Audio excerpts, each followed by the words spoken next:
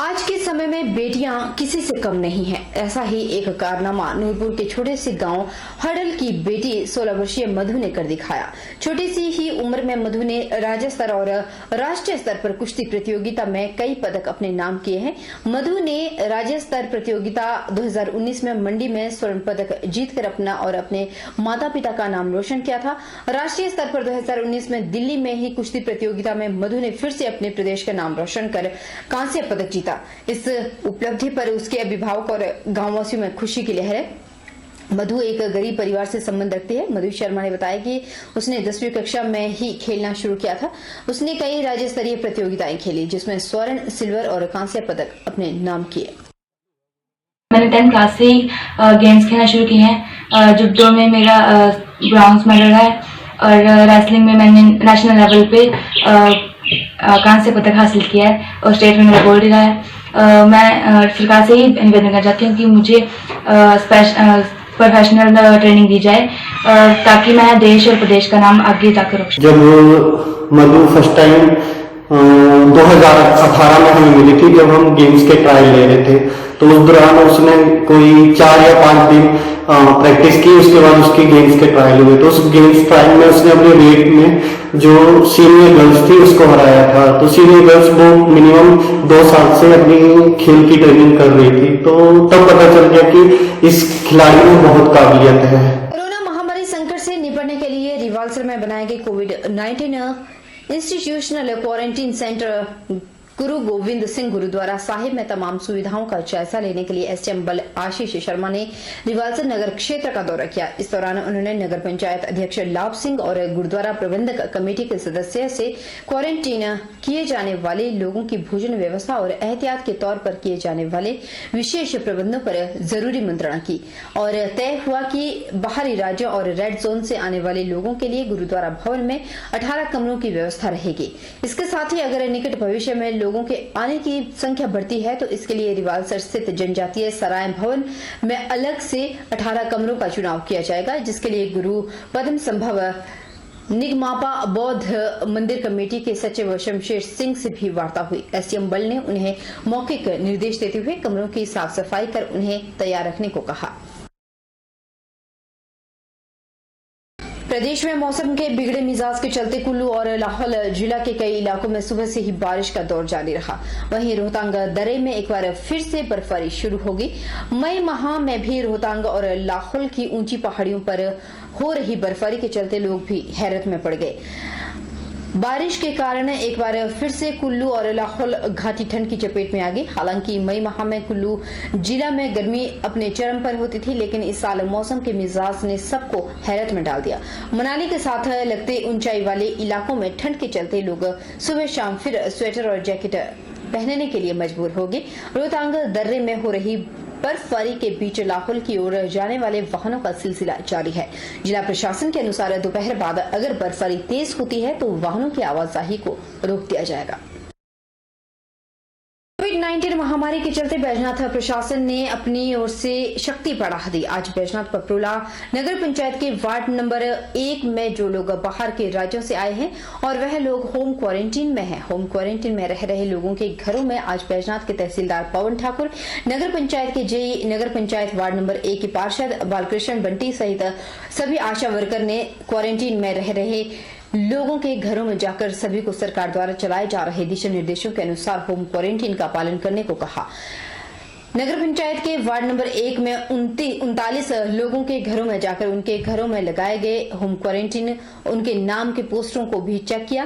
तहसीलदार पवन ठाकुर ने कहा कि सभी लोग ये सुनिश्चित कर लें कि 28 दिन के होम क्वारंटीन में कोई भी व्यक्ति उल्लंघना करता हुआ पाया गया तो उस व्यक्ति के साथ साथ उसके परिवार को भी घर से बाहर क्वारंटीन सेंटर में 28 दिन के लिए रखा जाएगा। उसके नाम के पोस्टरों को भी चेक किया जाएगा। पूर्व विधायक एवं भाजपा के प्रदेश प्रवक्ता रणधीर शर्मा ने सामुदायिक स्वास्थ्य केंद्र मारकंड के अंतर्गत आने वाले स्वास्थ्य केंद्रों में तैनात स्टाफ को मां नैना देवी की स्मृति चिन्ह देकर सम्मानित किया। इस मौके पर रणधीर ने इन कोरोना योद्धाओं को पुष्प वर्षा भी की। रणधीर ने कहा कि योद्धाओं से कि देश के प्रधानमंत्री नरेंद्र मोदी ने कोरोना योद्धाओं की संज्ञा दी है। आप सब लोगों की वजह से वह सुरक्षित है। कोरोना वायरस को लेकर जहां सभी लोग अपने घरों में बैठे हैं, वहीं वह लोग इस वक्त अपने परिवार को छोड़कर अपनी जान को जोखिम में डालकर दिन रात ड्यूटी दे रहे हैं, जिसके लिए उनका आभार व्यक्त किया। आदरणीय प्रधानमंत्री श्री नरेंद्र मोदी जी ने इन्हें कोरोना योद्धाओं की संज्ञा दी है और निर्देश दिए हैं कि हम सब इनका सम्मान करें, इनका धन्यवाद करें। तो उसी निर्देशानुसार हमने अपने इस नैना देवी जी विधानसभा क्षेत्र के अंतर्गत हर स्वास्थ्य संस्थान में जाकर वहाँ काम कर रहे डॉक्टर्स, पैरामेडिकल स्टाफ, जिसमें स्टाफ नर्सेज, फार्मासिस्ट, आशा वर्कर्स, और जहाँ आशा वर्कर्स नहीं वहाँ आंगनबाड़ी, ऐसे जो भी लोग इस अभियान में लगे हैं उन सबको माँ नैना देवी जी के चित्र सहित जो मोमेंटो है वो भेंट किया है। इनका मान सम्मान किया है ताकि उनका मनोबल बढ़े और वो आगे आने वाले समय में और लगन के साथ, मेहनत के साथ काम करें। वहीं मंडी पठानकोट हाईवे पर जोगिंद्रनगर शहर की सीमा पर रविवार को कुरियर जीप और मालवाहक ट्रक की आमने सामने जोरदार टक्कर हो गई और जीप चालक घायल हो गया। टक्कर के बाद मंडी पठानकोट हाईवे पर जाम लग गया। इसके बाद कई वाहन जाम में फंसे रहे। हादसे की सूचना मिलने के बाद पुलिस की टीम मौके पर पहुंची और जाम को खुलवाया गया। पुलिस ने मामले की जांच शुरू कर दी है। हादसे का कारण अज्ञात है। जबकि सुबह जोगिंद्रनगर मंडी पठानकोट हाईवे पर बिलासपुर से जोगिंद्रनगर शहर के नजदीक ढेलू गांव में कुरियर की सप्लाई देने जा रही जीप की बैजनाथ से मंडी की ओर जा रहे थे। ट्रक से जोरदार टक्कर हो गई। दोनों तरफ वाहनों की लंबी लंबी कतारें लगना शुरू हो गया था। करीब 1 घंटे तक यातायात भी बाधित रहा। मंडी जिला के जोगिंद्रनगर में आसमानी बिजली गिरने से लोगों में दहशत का माहौल बना रहा। लड़बड़ोल क्षेत्र के बगेहड़ गांव में आसमानी बिजली का सबसे अधिक कहर बरपा है। यहां पर घर के नजदीक पेड़ में रखी हुई घास में अचानक आग लग गई, जिसकी वजह से पूरे गांव में हड़कंप मच गया। वहीं आसपास के गांव में लगी सोलर लाइटें भी अचानक जल उठी। रविवार सुबह अचानक मौसम ने ऐसी करवट बदली कि चारों ओर घने बादल छा गए। कुछ ही देर में आसमान से बिजली गरजना शुरू हुई, जिसकी आवाज सुनकर हर कोई दंग रह गया।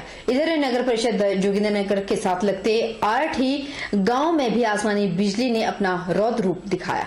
वहीं बिजली के हाई वोल्टेज टावर के नजदीक आसमानी बिजली गिरने से धरती फट गई, जबकि बिजली की गर्जना सुनकर गांववासी सहम उठे। हालांकि किसी भी प्रकार की जानी नुकसान नहीं है, लेकिन आसमानी बिजली की जोरदार गर्जना से लोगों में दहशत बनी रही। अगर उधर बात करें एसडीएम अमित मेहरा की, तो अमित मेहरा ने नुकसान के आंकलन के दिशा निर्देश जारी किए हैं।